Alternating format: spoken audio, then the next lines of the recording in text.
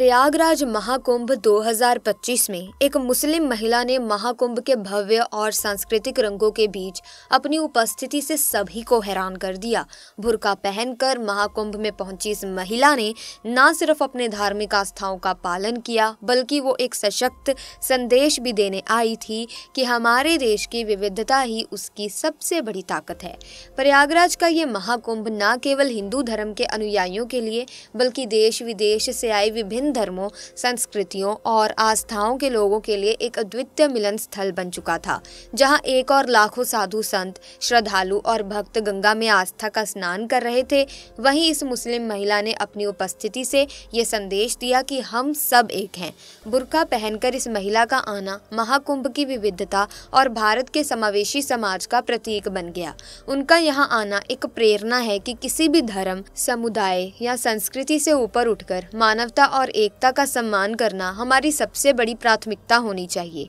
ये घटना केवल एक महिला की यात्रा नहीं, बल्कि ये एक ऐसे समाज की मिसाल है जो किसी भी तरह के भेदभाव से ऊपर उठकर सद्भाव और समानता की दिशा में कदम बढ़ा रहा है। इसने ये साबित कर दिया दोस्तों कि आस्था, धर्म और संस्कृति की सीमाएं सिर्फ हमारी सोच में है और हमें एक दूसरे की विविधता का सम्मान करते हुए एक साथ आगे बढ़ना चाहिए। ऐसे में जो आज मैं कहानी आपको बताने वाली हूँ, जो ये घटना आपको बताने वाली हूँ, ये आपको हैरान करने वाली है। तो आप इस वीडियो को आखिर तक जरूर देखना, आपको सारी बातें साफ साफ समझ आ जाएंगी। दोस्तों, प्रयागराज में महाकुंभ का माहौल था। सुबह का समय था और जिला अधिकारी सजादा बेगम खुद मैदान में थी। अपने काम के प्रति ईमानदारी और सख्ती के लिए जानी जाने वाली सजादा बेगम को इस बार कुंभ के दौरान सुरक्षा और व्यवस्था की पूरी जिम्मेदारी सौंपी गई थी। प्रशासन ने महाकुंभ के लिए कड़े इंतजाम किए थे ताकि ये आयोजन शांति और सुव्यवस्थित ढंग से संपन्न हो सके। सजादा बेगम को अक्सर सूट या साड़ी में देखा जाता था, लेकिन इस बार उन्होंने अपने धर्म और संस्कृति को ध्यान में रखते हुए हिजाब पहन रखा था। वैसे तो वो हिजाब आमतौर पर निजी समारोह में ही पहनती थी, लेकिन आज का दिन उनके लिए खास था। सजादा बेगम गंगा घाट पर निरीक्षण के लिए पहुंची थी। हल्के रंग का कुर्ता और हिजाब पहने हुए वो घाट की स्थिति का जायजा ले रही थी। घाट पर तैनात पुलिसकर्मी हर व्यक्ति की गतिविधियों पर नजर रख रहे थे, खासकर संदिग्ध व्यक्तियों की जांच हो रही थी। सजादा बेगम ने अपनी गाड़ी और सुरक्षा दल को घाट के बाहर छोड़ दिया था ताकि वो आम लोगों के बीच रहकर माहौल का निरीक्षण कर सकें।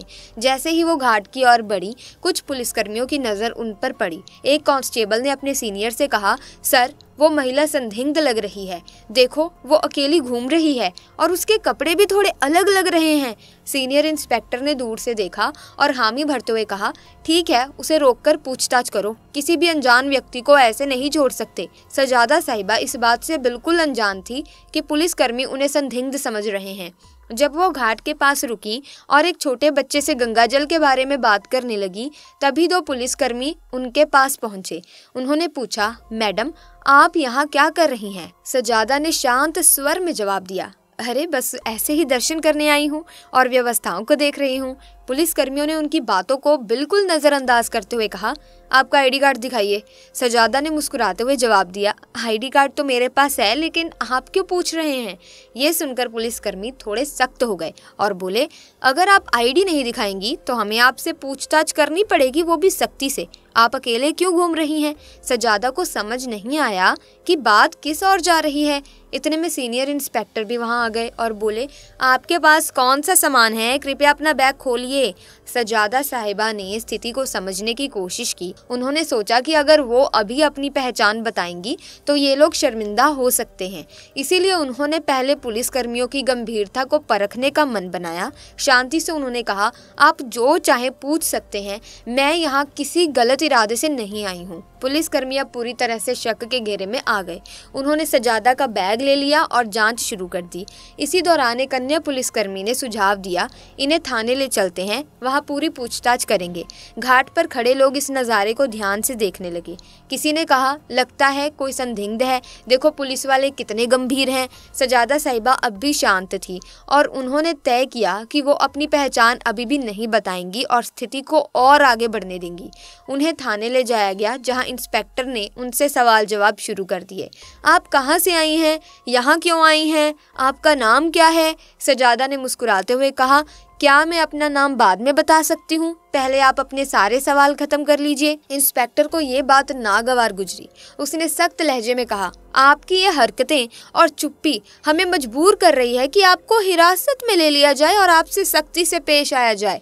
अब तक सजादा ने चुपचाप सब कुछ सुना, लेकिन वो जानती थी कि इस कहानी का अंत उन्हें ही लिखना होगा। उनके चेहरे पर कोई घबराहट नहीं थी, बल्कि एक अलग ही आत्मविश्वास झलक रहा था। थाने में माहौल अब गर्म हो चुका था। पुलिसकर्मियों ने अब भी उन्हें संदिग्ध मान रखा था।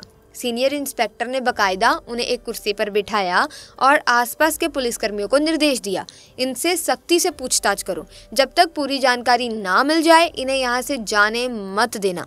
सजादा साहिबा को ये सब थोड़ा मज़ेदार लग रहा था। वो सोच रही थी कि पुलिस का ये कड़ा रवैया उनकी व्यवस्था का ही हिस्सा है और इसे देखना उनके लिए किसी अनूठे अनुभव से कम नहीं था। हालांकि सजादा साहिबा ये भी समझ चुकी थी कि अब समय आ गया है कि वो अपनी असली पहचान जाहिर करें। इंस्पेक्टर ने एक सवाल किया, आपके पास महाकुंभ में घूमने की अनुमति है या फिर नहीं, केवल इतना बता दीजिए। सजादा ने हल्की मुस्कान के साथ जवाब दिया, मैंने अनुमति ली है, लेकिन शायद आप मुझे पहचान नहीं पा रहे हैं, आप मुझे पूरी तरह से गलत समझ रहे हैं। इंस्पेक्टर का गुस्सा अब बढ़ता जा रहा था। वो सख्त लहजे में बोले, हमें आपकी पहचान से कोई मतलब नहीं है। सीधे सीधे अपनी आईडी दिखाओ और ये गोलमोल जवाब देना बंद करो। जो पूछा जा रहा है उसका जवाब हमें दो। सजादा अब भी अपनी जगह पर शांति से बैठी रही। तभी उन्होंने अपने बैग से पानी की बोतल निकाली और पूछा, क्या यहाँ पानी मिलेगा या खुद पीने के लिए लाना होगा? ये सुनकर एक कांस्टेबल झुंझला गया और बोला, मैडम ये कोई पिकनिक स्पॉट नहीं है, आप जवाब दीजिए वरना ये नरमी हम और नहीं दिखाएंगे। सजादा साहिबा ने आखिरकार कहा, अच्छा चलिए अब आपको अपनी पहचान बताती हूँ, लेकिन इसके बाद आप अपनी टीम को ये ज़रूर बताना कि पहले किसी के साथ ऐसा व्यवहार ना करें। ये सुनते ही इंस्पेक्टर को थोड़ा झटका लगा। उसने सख्त लहजे में कहा, अरे आप कौन होती हैं ये बताने वाली, और किस अधिकार से हमें सिखाने की बात कर रही हो? हमें अपनी ड्यूटी मत समझाओ, हमें अपने रूल्स एंड रेगुलेशंस पता है। सजादा ने शांति से अपने बैग से आईडी कार्ड निकाला और मेज पर रख दिया। उस कार्ड पर साफ साफ लिखा हुआ था दोस्तों, सजादा बेगम, जिलाधिकारी हरिद्वार। इंस्पेक्टर का चेहरा तो सफ़ेद पड़ गया। वहाँ मौजूद अन्य पुलिसकर्मी भी एकदम चुप हो गए, शांत हो गए। कांस्टेबल जो अब तक सबसे ज़्यादा बोल रहा था, सबसे ज़्यादा सवाल पूछ रहा था, धीरे धीरे पीछे खिसकने लगा। इंस्पेक्टर ने कार्ड उठाया, उसे ध्यान से देखा और बार बार पलटने लगा। हड़बड़ाहट भरे स्वर में वो बोला, आप डीएम साहिबा हैं? सजादा ने शांतिपूर्वक कहा, जी हाँ, और मुझे लगता है कि अब आप समझ गए होंगे कि मैंने अपनी पहचान पहले क्यों नहीं बताई। मैं सिर्फ ये देखना चाहती थी कि आप लोग अपनी ड्यूटी कितनी ईमानदारी और सतर्कता से निभाते हैं। और मैं कहूँगी कि आप लोग बुरे नहीं हैं, लेकिन सावधानी में भी थोड़ा संतुलन होना चाहिए। इंस्पेक्टर ने तुरंत खड़े होकर माफ़ी मांगते हुए कहा, मैडम हमें बिल्कुल अंदाज़ा नहीं था कि आप ही हमारी डीएम साहिबा हैं। आपकी वेशभूषा और अकेले घूमने का तरीका थोड़ा असामान्य लगा, इसीलिए हमने आपको रोका, लेकिन हमारा मकसद केवल सुरक्षा था। सजादा ने मुस्कुराते हुए जवाब दिया, मैं समझती हूँ। सजादा ने कहा, मुझे पता है आप सभी अपनी ड्यूटी कर रहे थे और मैं खुश हूँ कि आप चौकस हैं, लेकिन ध्यान रखें कि अगर कोई महिला या आम नागरिक आए तो उनकी बातों को भी ध्यान से सुने। हिजाब या किसी के कपड़ों के आधार पर अंदाज़ा लगाना हमेशा सही नहीं होता।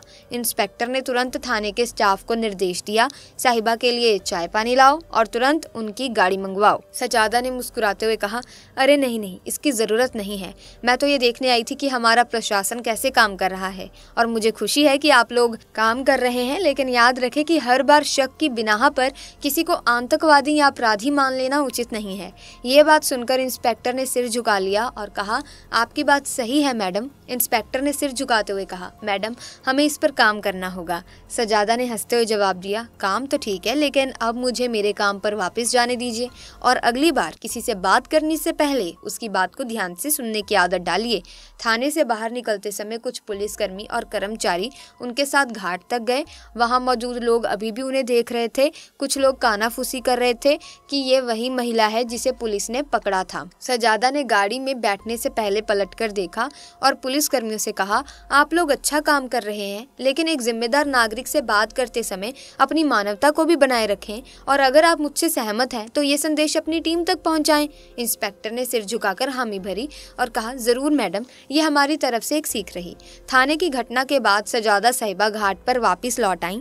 अब तक पुलिसकर्मियों और वहां मौजूद कर्मचारियों के चेहरे पर न केवल शर्मिंदगी बल्कि उनके लिए गहरी इज्जत भी साफ झलक रही थी।